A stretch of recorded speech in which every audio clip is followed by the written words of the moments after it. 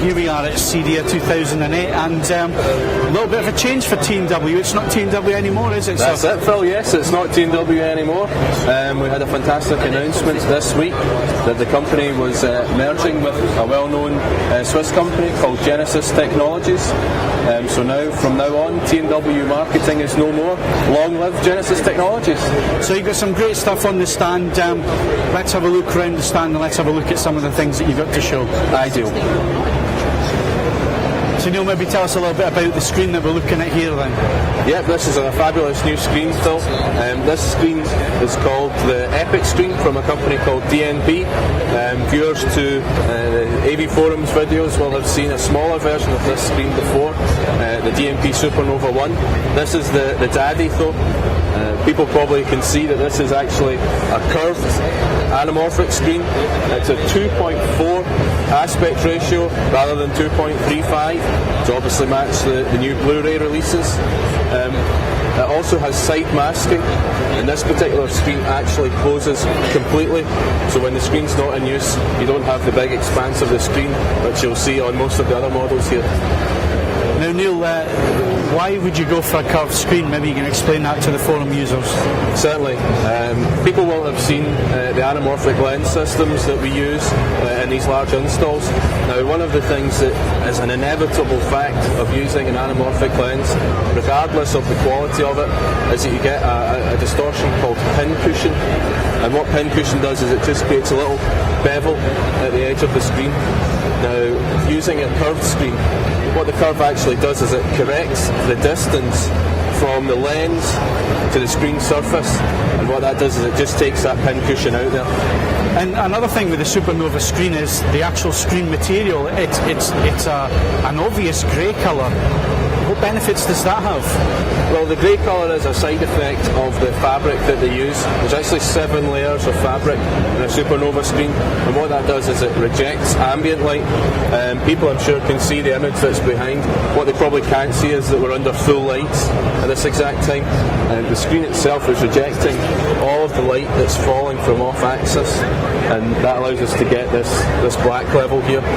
What the grey does is it just helps to enhance the contrast effectively. Now, one of the things, of course, that people often are concerned of with a grey screen, so let's say a Firehawk or something like that, is that the grey material can cause colour shifting.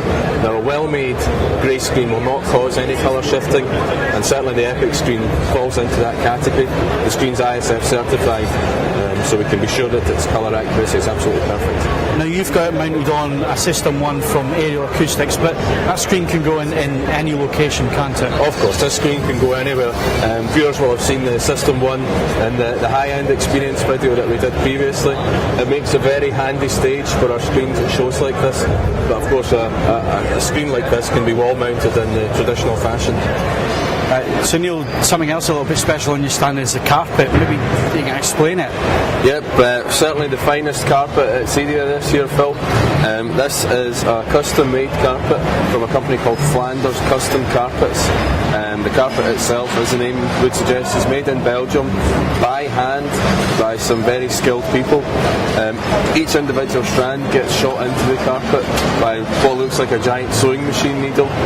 So any design, any style, anything at all we can have made in this wonderful carpet, and it's proving extremely popular with the dealers.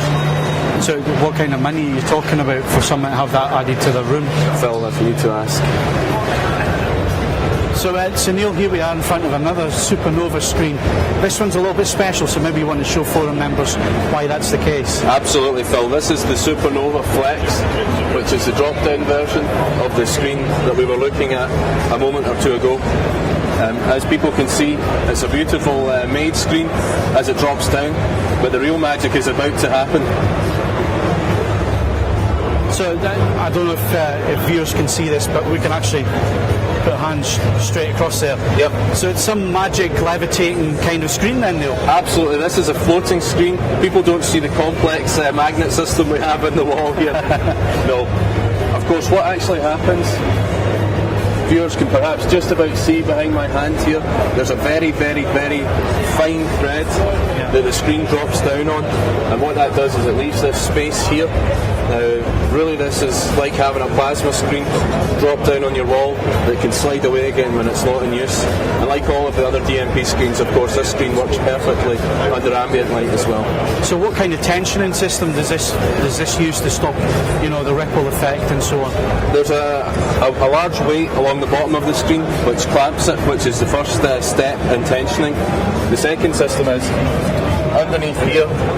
There's a tensioning mechanism that helps to keep the screen flat, and then coupled to that you have a very accurate motor drive system that controls the movement of the screen so that it doesn't roll too fast if there's creases or anything like that. So why would somebody go for this type of screen with, like I say, nothing there?